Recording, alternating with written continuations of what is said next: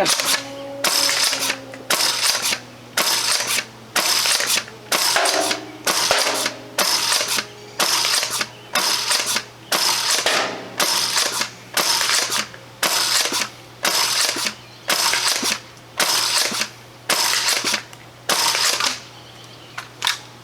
Complete!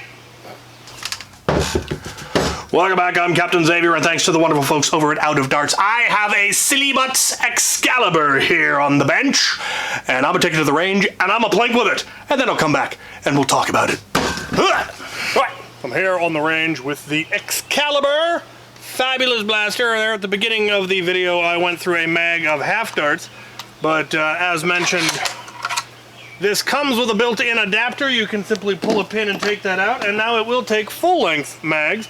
And I'm kind of curious how tolerant it is. I grabbed a bunch of random darts from a bin in the undisclosed bunker. I had to fight some spiders for them. This is also a random magazine that doesn't seem to want to quite catch. There we go. Let's see how it handles these. I think we've got some old waffle heads, we've got some Adventure Force waffle heads, we've got spider in my throat. At least an AccuFake in there, and I think the last one is a good old Elite. And I have no idea how well it's going to handle. It's going to handle that one just fine.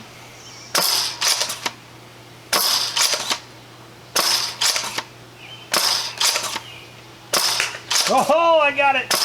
I got him! Oh, we still got waffle heads in there. We can hit the 50.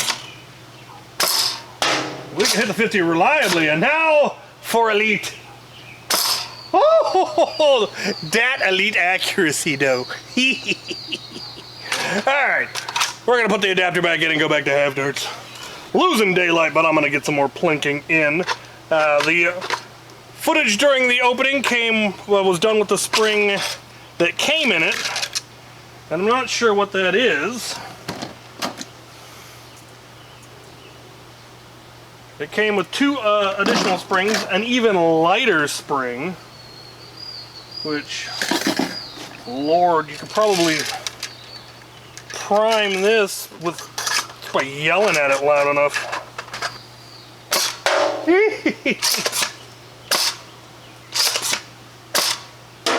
I can still reach the 50, but that is a really light prime. Let's go to the heavier one. So spring swap is super simple. Twist the cap on the back. Pull the spring. Let's put that heavier one in, which I think is K25. I assume this could probably take a K26.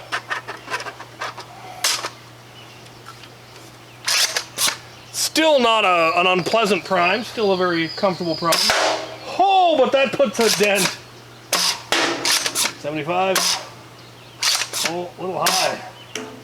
Oh, that kind of hit. That's a hit. 100.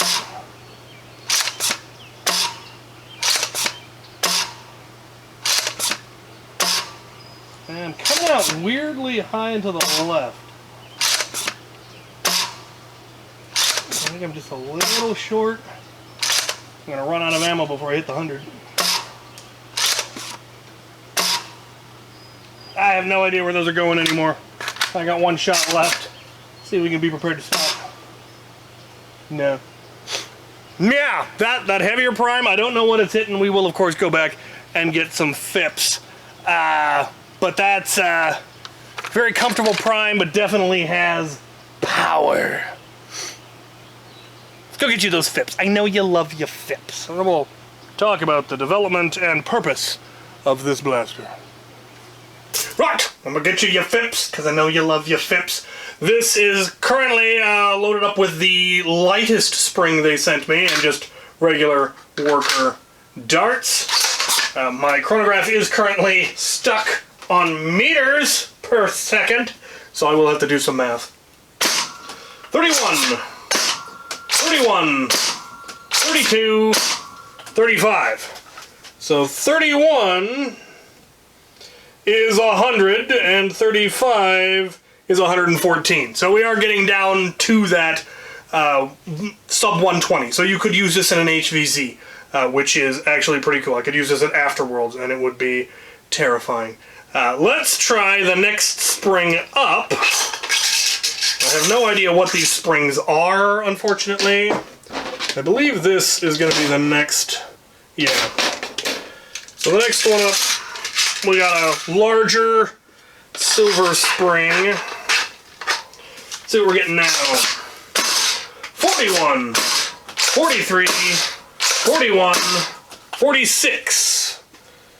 So we're going from 41, which is 134, to 46, which is 150. So now we are at burst level. You could use this at a lot of Public Wars cap at the 150. So this is right in there. Let's take a look at the next spring, which I think is K25.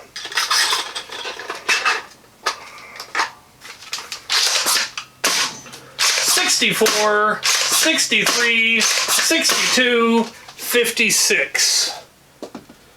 So 56 is going to put us at 183, and 64 is going to put us at 209. So now we're into competitive levels. Let's go one spring higher. This thing will, in fact, because I know you're going to ask, take K26. So enough rounds. I have 6 rounds. All right. 62, 63, 61, 61, 63, 62. So it got the same. We didn't get any improvement going to K26. Fascinating. Anyway, there's your fix. It'll do anything from just over 100 to just over 200. So, and that easy to swap. Just, yep, there it is. Pretty cool. All right. Let's go talk about it. Right. So what are my thoughts on the Excalibur? Well, first off, it is very similar to the Caliburn in many respects, quite obviously. Here's my original Caliburn from Captain Slug from way back in the day, and you can definitely see, yeah, that's where all the inspiration for that came from. And so the name makes sense. Caliburn was the sword in the stone, and Excalibur was the sword Arthur was given by the lady in the lake. So they're from the same legend, and they're very, very similar. Obviously, this one has a lot more 3D printing and a lot less hardware in many ways, which is nice. It makes it much more stable. It makes it much more... less things to get stuck, less bits getting into your working mechanisms. It's a really nice design. The beauty of the advancement of technology is a lot easier to print things now than it used to be. This probably takes less time to print than a Caliburn did back in the day using modern, faster printers, which is pretty neat. Love the quick spring swap. That is definitely something that the Caliburn didn't have, that it definitely could have used. Being able to just swap the springs like that and go anywhere from 100 to 200, pretty snazzy. It is also capable, like the Caliburn, of firing both full length and half length. It does come with a mag adapter. So it just has that is held in with a pin, and now it will take full length magazines. The catch release and the catch and the release are bifurcated, so it will catch both on a full-length mag as well as a Talon mag, because the catch notches are not in the same place.